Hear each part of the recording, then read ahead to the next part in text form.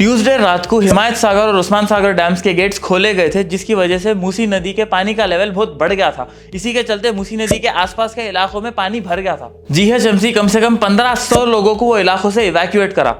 हिमायत सागर और उस्मान सागर डैम्स के गेट्स तभी खोले जाते हैं जब उसके अंदर पानी का लेवल हद से ज्यादा बढ़ जाता। 2 साल पहले भी 2020 हैदराबाद फ्लड्स के दौरान मूसी नदी के आसपास के इलाके पूरी तरह पानी में डूब गए थे। सीएम केसीआर के मुताबिक 2020 हैदराबाद फ्लड्स के बाद 5000 करोड़ का नुकसान हुआ था तेलंगाना स्टेट को। कम से कम 80 लोग मारे गए थे, 37,000 घराने मुतासिर हुए थे और वो सैलाब जाते जाते 20,000 टन का कचरा छोड़ के गया था। लेकिन इससे भी ज्यादा नुकसान 114 साल पहले 1908 के सैलाब में हुआ था। मीर महबूब अली खान जो 6th निजाम ऑफ हैदराबाद है, उनके दौर में 28 सितंबर 1908 में द ग्रेट मूसी फ्लड हुआ था, जिसे तुगयानी सितंबर के नाम से भी याद किया जाता है। इस भयानक सैलाब के बाद कम से कम 50,000 लोग मारे गए थे लॉस एंजलिस हेराल्ड के मुताबिक और 15,000 डेक्कन न्यूज के मुताबिक, और 4 में से 3 ब्रिजेस पानी में बह के चले गए थे। अफजलगंज ब्रिज, मुसल्लम जंग ब्रिज और चादर घाट ब्रिज।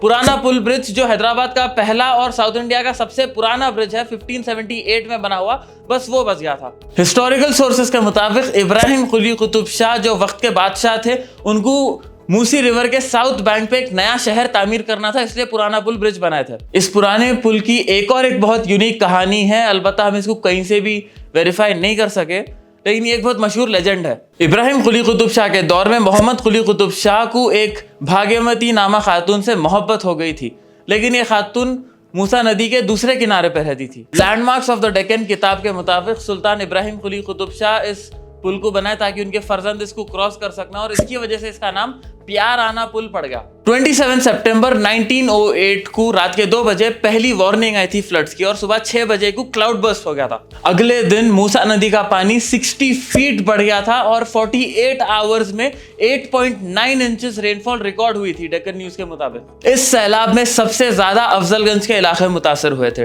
डेक्कन न्यूज के मुताबिक 50,000 घर तबाह हो गए थे और अनऑफिशियल सोर्सेज के मुताबिक 80,000 घर बह के चले गए थे। यह हैदराबाद शहर का 1/4 पॉपुलेशन था जो बेघर हो गया रातों रात। इस सैलाब में निजाम हॉस्पिटल भी तबाह हो गया था और उसके साथ साथ इसके पूरे पेशेंट्स भी पानी में डूब गए थे। उस्मानिया दवाखाने के अंदर एक 200 साल पुराना इमली का झाड़ था, जिसके ऊपर चढ़े हुए 150 लोग ये सैलाब से महफूज हो गए थे। इसी सैलाब के दौरान शहर के एक नामवर शायर अमजद हैदराबादी जो उस वक्त 22 साल के थे, उनका पूरा खानदान पानी में बह के चले गया था। अमजद की रूबाई क़यामत सुग़रा इसी आलमनाक वाक़े का एक रिफ्लेक्शन है, जिसमें से एक मिसरा कुछ ऐसा है। इतनी दरिया में भी ना डूबा अमजद, इतनी दरिया में भी ना डूबा अमजद, डूबने वालों को बस एक चुल्लू काफ़ी है। इस दर्दनाक हादसे के बाद 5 लाख रुपए का रिलीफ गवर्नमेंट की तरफ से दिया गया था और 10 लाख पब्लिक फंडिंग में जमा किए गए थे, जिसमें से सबसे बड़े डोनेशंस मीर महबूब अली खान की तरफ से और किशन प्रसाद की तरफ से आए थे, जो वक्त के वजीर आजम थे। 10 दिन की पब्लिक हॉलिडे का ऐलान किया गया था और सितंबर 29 से लेकर अक्टूबर 13 तक 10 किचन्स हैदराबाद के अलग अलग इलाकों में सेटअप किए गए थे, जहां पे लोगों को खाना दिया जा रहा था। इतनी ज्यादा तबाही के बाद शहर हैदराबाद या तो मायूस होकर हार मान जाता या अपने पैरों पर खड़ा होकर फिर तेज रफ्तार से आगे बढ़ता।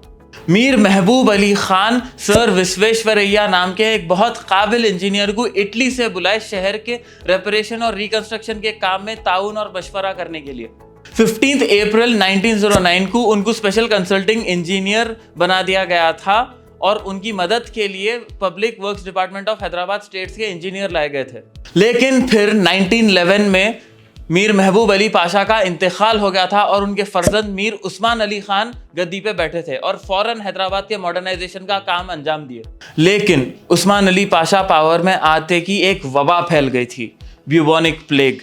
लेकिन उसके बावजूद भी उन्होंने आगे बढ़ के हैदराबाद के मॉडर्नाइजेशन का काम अंजाम दिए।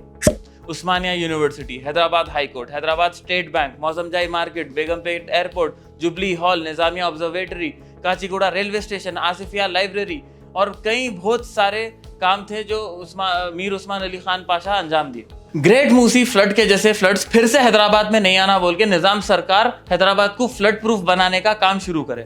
काबिल इंजीनियर नवाब अली नवाज जंग बहादुर 1920 में शहर से 16 किलोमीटर दूर मूसी नदी के पास उस्मान सागर डैम बनाए थे और फिर 1927 में ईसा नदी के पास हिमायत सागर डैम बना था। ये दोनों डैम्स आज भी शहर हैदराबाद के लोगों को पीने का पानी फराहम करते हैं और मूसी नदी में सैलाब आने से रोकते हैं। बदकिस्मती से आज ये दोनों रिजर्वायर्स को खतरा है। गवर्नमेंट ऑफ तेलंगाना GO111 को विड्रॉ कर दी। GO111 हिमायत सागर डैम और उस्मान सागर डैम के 10 किलोमीटर के रेडियस में इंडस्ट्रीज, रेसिडेंशियल कॉलोनीज और होटल सेटअप करने को अलाउ नहीं करता था। ये GO111 25 साल पहले लाया गया था हिमायत सागर और उस्मान सागर की हिफाजत करने, लेकिन अब ये प्रोविजन हटने की वजह से हिमायत सागर और उस्मान सागर को खतरा है और ये रिजर्वायर्स को बचाने के लिए एक safe Himayat Sagar and Osman Sagar movement भी चल रहा, जिसको निजाम के डिसेंडेंट हिमायत अली मिर्जा भी सपोर्ट कर रहे हैं। ये थी थोड़ी सी मुख्तसर तारीख ग्रेट मूसी फ्लड्स और हिमायत सागर और उस्मान सागर डैम्स के बारे में। अगर आपको ये वीडियो इन्फॉर्मेटिव दिखी तो please like, share and subscribe to the Siasat daily. This is Usama Hazari signing of.